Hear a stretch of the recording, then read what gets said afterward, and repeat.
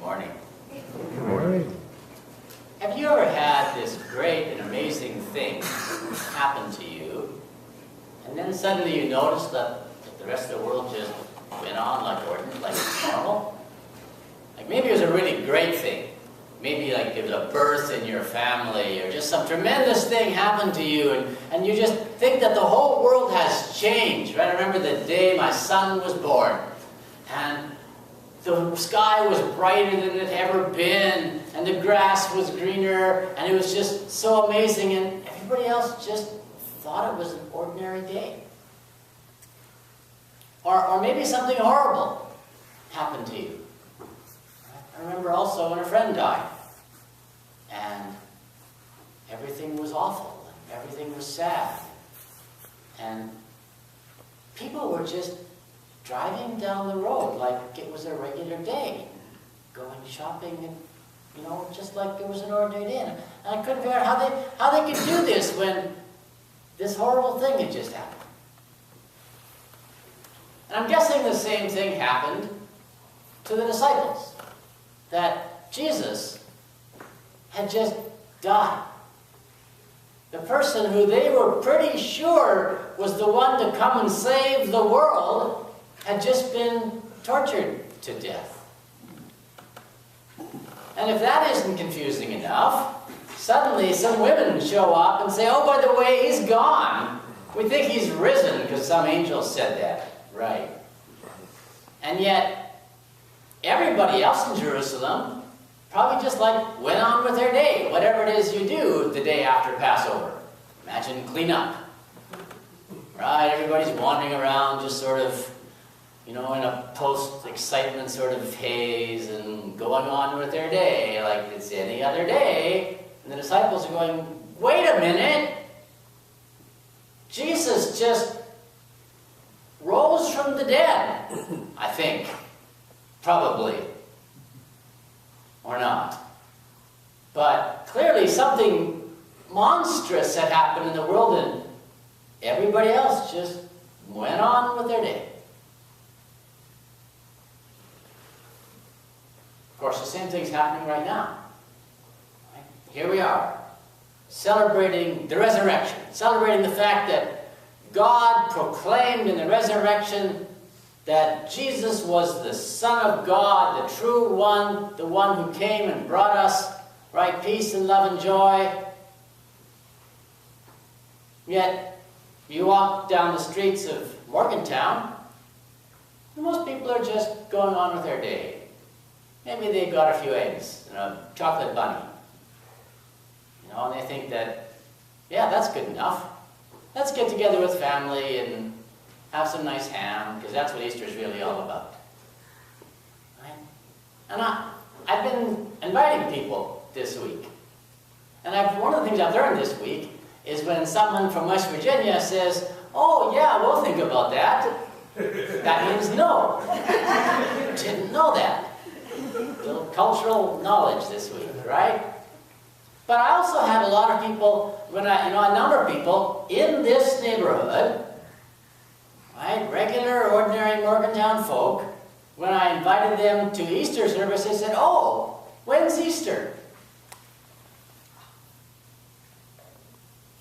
Yeah, but those who knew what Easter was knew it probably because of school was closed Friday, or right, the stuff that's for sale in Kroger's.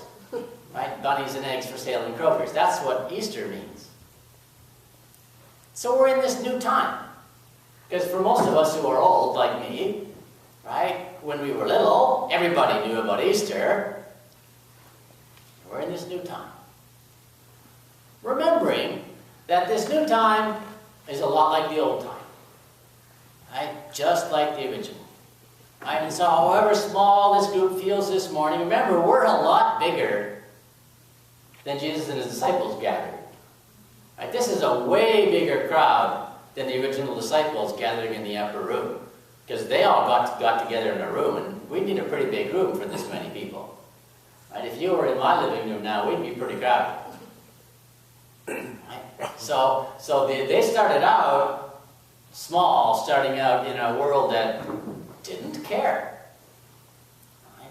they had a Passover celebration. The Jews were fine, right? The Romans, they were celebrating spring. And the Christians were saying, what about resurrection? And everyone's going, meh, resurrection. Right, so we're back, full circle. Some ways to where we started. And here we are.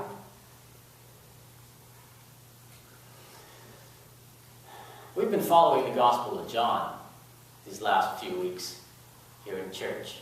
We've been sort of watching what John is doing as he tells the story of the death and resurrection of Jesus.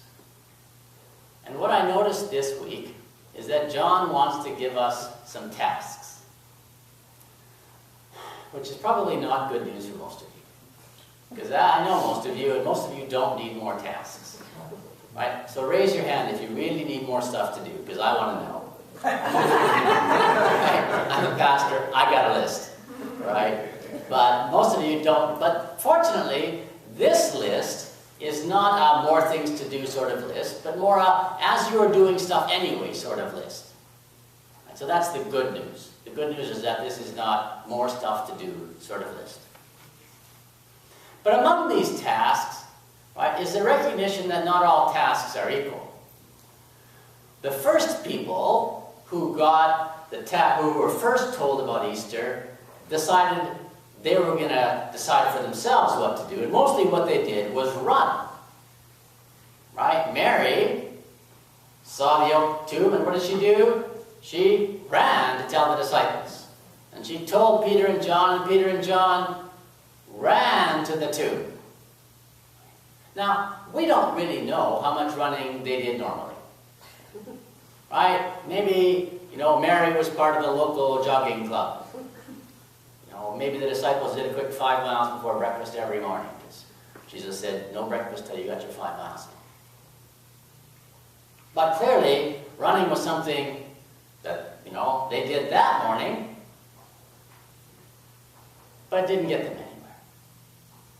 So for those of us who are runners, the New Testament says, no, it's just useless activity, stop doing that. I'm not going to, but anyway. Right? But there are some tasks in here, some positive tasks, some things we can be doing that Jesus says, this is what you should do. Except that I dropped my list on the floor. There we go. So the first one, when I sent out my Friday email, I asked you to ponder this one, for those of you who got this. The first thing that Jesus says to Mary is, do not hold on to me. And it's a command. Do not hold on to me. So I've been pondering that this week, and I'm wondering, has anybody else been pondering it? Or does anyone else, even right now, what does that phrase do to you when Jesus says, do not hold on to me? How do you respond to that? I always thought it was don't touch me. As opposed to don't, like in the immediacy of the moment. Okay. And then, why do you think that was? Different translation. Right, but why would he say that? Oh, for some people just risen from hell, Said, He's feeling a little touchy? It might have been saturated with hell juice or hell juice, I don't know. Okay. Uh-huh. Other responses. Do not hold on to me. I think it's maybe more the rigidity of whatever it is, the traditions and things is be more open to the Spirit, but because you cast the Holy Spirit upon. Okay. So instead of the one physical body, don't hang on to the physical body, be open to the Spirit? Yeah. Okay. Excellent. Maybe he just doesn't want her to touch it. Right. Uh-huh. I was thinking, a lot of us see people, and sometimes are these people ourselves, who, want to hold on to Jesus, but we don't really see the need in the world. Yeah. Those that he wants us to minister to. Okay. Mm-hmm.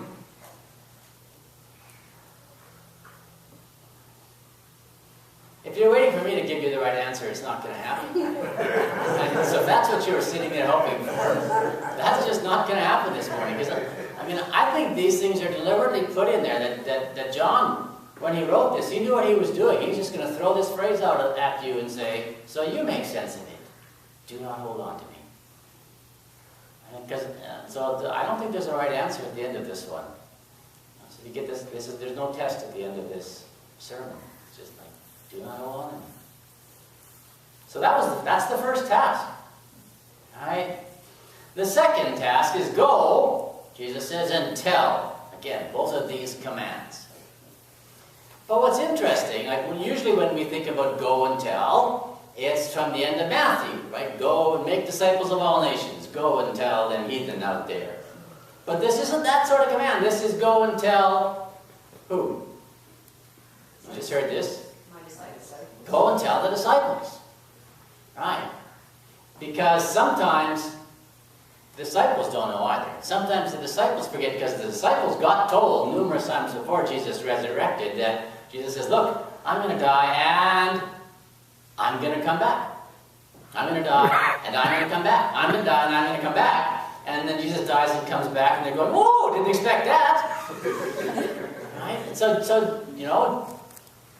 Jesus says, go tell them, because they keep forgetting, which is my task. I'm not really telling you anything you don't already know, except there's always the possibility you've forgotten. So we do that. We remind one another.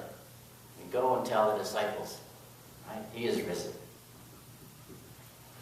The third command is a very odd command. Receive. Receive the Holy Spirit.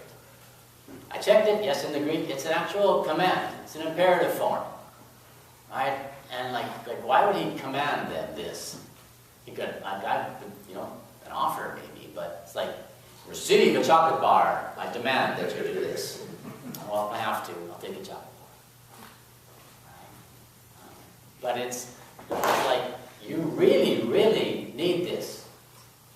This is important. Receive the Holy Spirit. But remember, it's for something. And this is very interesting in John. The Holy Spirit is so that you can do what? What's next in the text? This is where I sometimes remind people that they brought Bibles. My Bible doesn't say. Okay. Receive the I Holy thought Jesus said, do not hold on to me, for I am not yet returned to the Father. Right. Instead to my brothers and tell them, I am returning to my Father and your Father, to my God. Right. Go to the end of chapter 20. Oh, we didn't read that far. We did. Not quite the end. Where is this? Trust me, it's there. Verse 23, 22 and 23. Oh, there it is. Okay. Yep. Receive the Holy Spirit. If you forgive anyone his sins, they are forgiven. If you do not forgive them, they are not forgiven. So that's the purpose of the Holy Spirit. So that you can go and forgive people's sins. Now this is not so that you can go and forgive people bad stuff they did to you. It's not what he's saying. He's saying forgive sins. Which we might want to translate as fix what it is that's broken between people and God. Because that's ultimately what sin is. Sin is something that breaks our relationship with God. Jesus says, go fix it. Whatever it is that is between your friends and God, your neighbors and God, your acquaintances and God, your task is to fix it. Or rather, the Holy Spirit's task is to fix it. Don't get really fussed about this. Right? But you're the instrument. You're the one who goes and proclaims it. So there it is. Should be an easy week. Right? Do not hold on to Jesus. Go and tell the disciples. Receive the Holy Spirit. Forgive sins. Amen. Our response is to stand and to sing number 273.